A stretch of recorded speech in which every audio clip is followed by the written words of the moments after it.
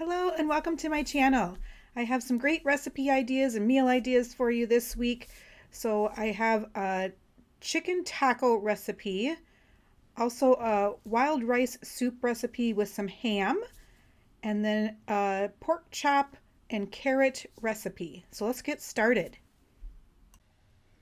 For this meal, I made chicken tacos. I'm using chicken thighs just because they're a little cheaper in the grocery store as opposed to chicken breasts, but you could use either. And I'm using some homemade taco seasoning on top. There are many recipes you can find online to make your own. And then I threw almost an entire jar of salsa on top. I cooked it on low for 4 hours, I believe, before cutting it up. And then I just let it warm on the warm setting for the rest of the time until we are ready to eat. I mixed up some limes into some sour cream, and then I mix that up, and I end up deciding to also add some of that taco seasoning to it as well, so it's kind of like a seasoned sour cream to put on top of our tacos.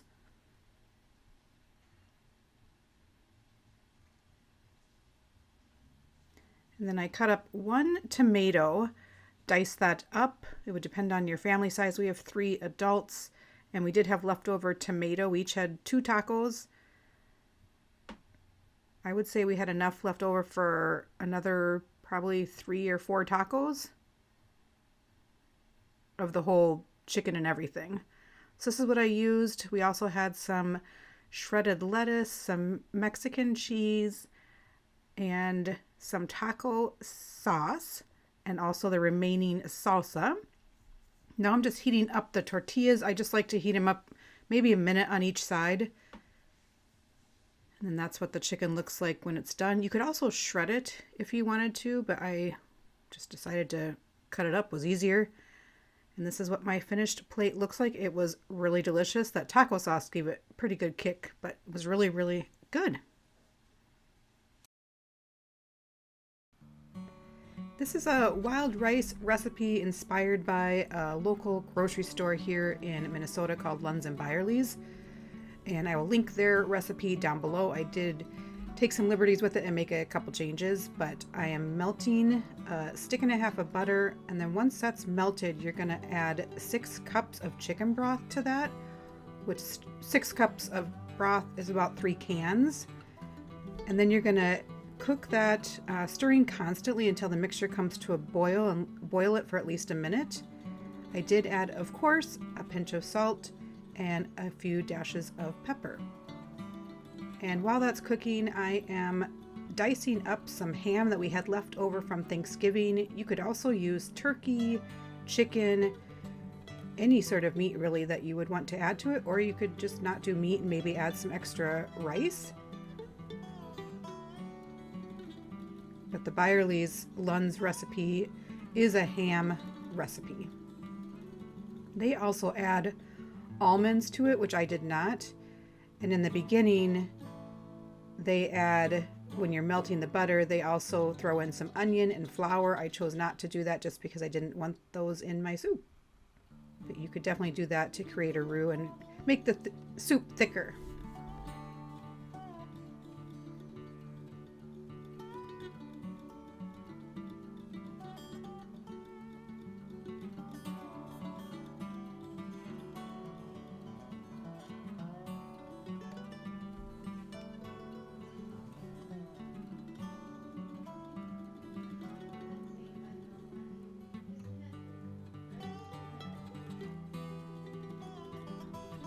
So now I am shredding up some carrots.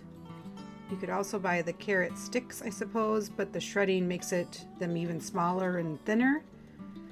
So I'm going to add those to my soup. It's about 1 cup of shredded carrots. I'm actually making 2 pots. If you can see another pot in the background there cooking, I'm making 2 pots to take to my folks. So now I'm adding in 4 cups of wild rice. You want to make sure when you cook that, which I did cook mine the day before, that you rinse it really well before and after cooking. And now I'm adding in 2/3 cup of that diced ham. You could add more. You could add more rice if you wanted to.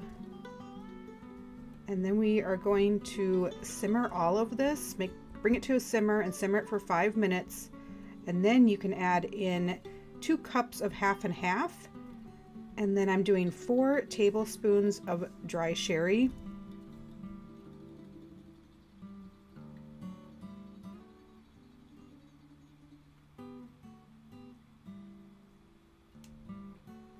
Then you want to heat that all to your serving temperature, and then you can serve it. I serve it with the dill oyster crackers that I love. The dill really adds some pizzazz to this as well.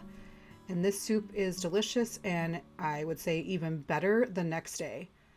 And this serves a lot of people. I would say this serves about 12 cups, 12 bowls.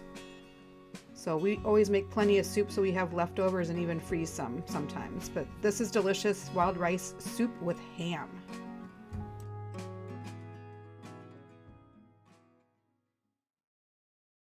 So this is the pork chop and carrots recipe. I do add some Granny Smith apples to it as well. So I'm peeling up the carrots. I have 6 carrots for our household of 3. And now I'm cutting those up into about 1 to 2 inch chunks. I would highly recommend doing smaller pieces. Even slicing them would probably be the best because our carrots were a little underdone. I'm drizzling them with some olive oil.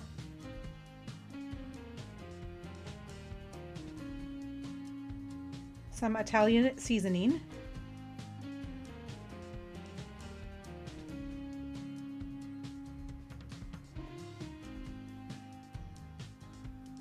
Some Montreal seasoning, and then I'm going to give them a good stir.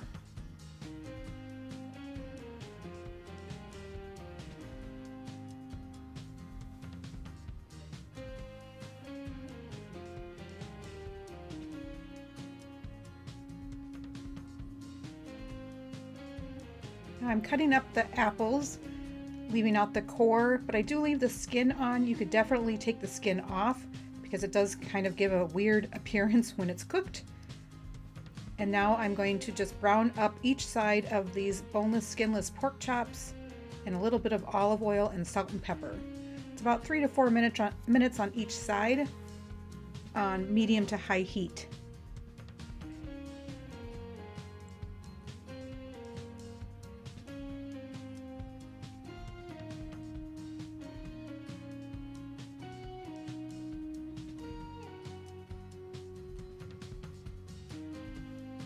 And I'm going to put this all in one pan and cook it in the oven at 350 degrees for 40 minutes. You could put tinfoil over the top. I did not. And like I said, our carrots were underdone. The pork was done just right. And the best part is the maple syrup. I wish I would have added more maple syrup. And there you go. That is this week's recipes. Thanks for watching.